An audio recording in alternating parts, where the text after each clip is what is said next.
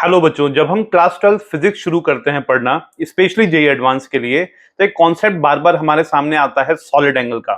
Solid angle का use करके बहुत सारे न्यूमेरिकल्स को शॉर्ट में सॉल्व किया जा सकता है। बहुत सारी डेरिवेशंस में आपको लेंथी कैलकुलेशंस की जरूरत नहीं पड़ेगी। तो इस कॉन्सेप्ट को आज सीखेंगे और हम सीखेंगे कि सॉलिड एंगल और प्लेन एंगल में क्या रिलेशन है। चलो इसको करते हैं। तो बच्चों, सबसे पहले एक बड़ा सा स्फीयर बनाते हैं। एक स्फीयर जिसका रेडियस कुछ आर के बराबर है, ये इसका सेंटर ओ हो गया। मैं इसमें से एक छोटे से सेक्शन को कट करके निकाल लेता हूं। तो हमें पता है कि हम एक स्फीयर में से पोर्शन को कट कर रहे हैं, ये आप दिमाग में रखोगे। अब मैंने इसके एंड्स को यहां से जोड़ा और इसको भी कनेक्ट कर देते हैं सेंटर से। तो ये एंगल कुछ थीटा बन रहा है, मतलब इसको आप हाफ एंगल की तरह देख सकते हो। ये एंगल अगर थीटा बन रहा है तो सॉलिड एंगल फिर है क्या? सॉलिड एंगल यहां पर बनने वाला ये 3 डायमेंशनल एंगल होगा पूरा का पूरा।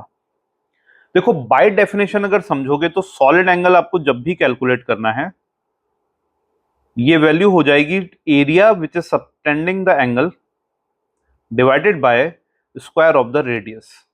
इस तरीके से सॉलिड एंगल को हमेशा कैलकुलेट किया जा सकता है जब भी हम स्फीयर की बात कर रहे हैं। अब हम इस कैलकुलेशन के लिए छोटा सा एंगल फाई चूज करते हैं। फाई एंगल पर मैं आगे गया, जैसे मेरी ये पेंसिल है, सपोज इसकी टिप हमारे स्फीयर के सरफेस को टच कर रही है। मैं थोड़ा सा ऊपर करता हूं और इसको घुमा देता हूं यहां पर। तो जब मैं इसको घुमाऊंगा तो एक सर्कल बनेगा बच्चों। उसी सर्कल को मैं एक्चुअली यहां पर ड्रॉ कर रहा हूं आपके सामने। ये सर्कल मैंने यहां पर बना दिया। अब हम थोड़ा सा एलिमेंटल एंगल और आगे बढ़ेंगे। कितना थोड़ा सा? बहुत थोड़ा सा, डी फाई। तो इतना अगर आप आगे बढ़ोगे और फिर से इसको रोटेट कर दोगे तो एक और सर्कल बनेगा ना, और दो सर्कल्स के बीच में बनती है एक रिंग। ये रिंग जो मैंने यहां पर बनाई है, इसके लिए सॉलिड एंगल हम लोग कैलकुलेट करने वाले हैं। देखो, एक बहुत अच्छी चीज मैं बताने वाला हूं। अगर आपने कोई रिंग इस तरीके से बना दी, सपोज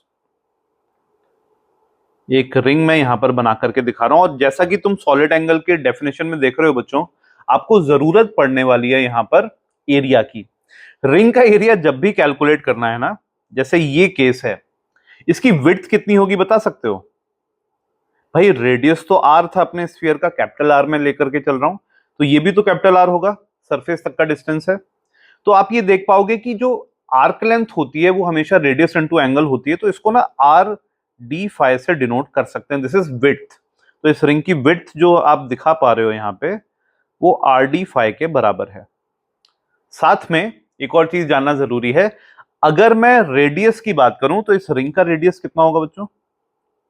रिंग का रेडियस मान लो ये स्मॉल आर है, तो आप ये ट्राइंगल देख पा रहे होगे, बहुत आसानी से सबको दिखेगा। यहां पर तो भाई आप कैपिटल आर लिख पा रहे हो, यहां स्मॉल आर लिख रहे हो, और ये एंगल को आप फाई लिख रहे हो। तो ऑफ कोर्स हम कह सकते हैं कि स्मॉल आर की value capital r sine phi के बराबर हो जाएगी। तो हमको रेडियस भी मालूम है। लेकिन अगर रिंग का रेडियस स्मॉल आर है तो आप एरिया कैसे निकालोगे? हमेशा दिमाग में ये रखो कि अगर ये रिंग है, कैंची से आपने काट दिया, काट के जब खोलोगे इसको तो बन जाएगा रेक्टेंगल। मैं दिखा रहा हूं आपको, ये बन गया हमारा एक प्यारा सा रेक्टेंगल।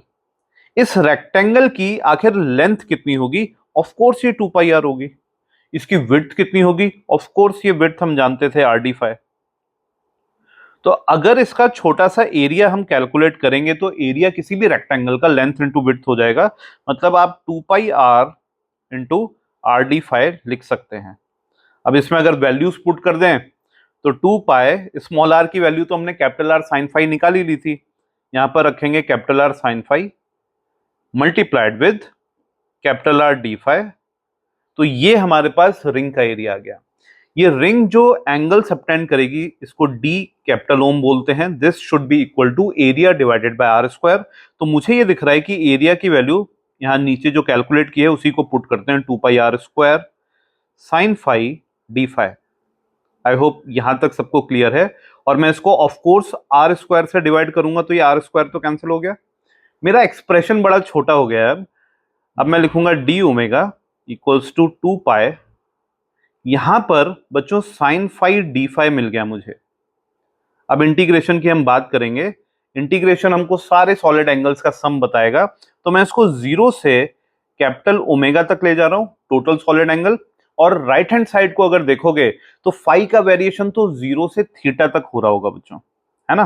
तो 0 से थीटा तक इंटीग्रेट करेंगे। तो कैपिटल ओमेगा की जो वैल्यू हमको मिल रही है वो है 2 पाई। साइन फाई का इंटीग्रेशन सब जानते हैं, माइनस कॉस फाई होगा। और इसमें आपको लिमिट्स पुट करनी है 0 से थीटा तक।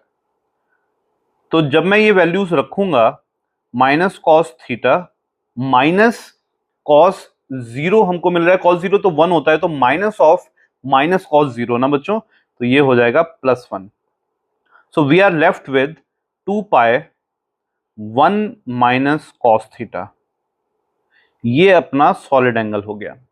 मतलब किसी भी स्फीयर में अगर सेंटर पर प्लेन हाफ एंगल सबटेंड हो रहा है थीटा, जैसा कि तुम देख पा रहे हो, तो डेफिनेटली मैं सॉलिड एंगल को 2 पाई 1 माइनस कॉस थीटा लिख सकता हूं।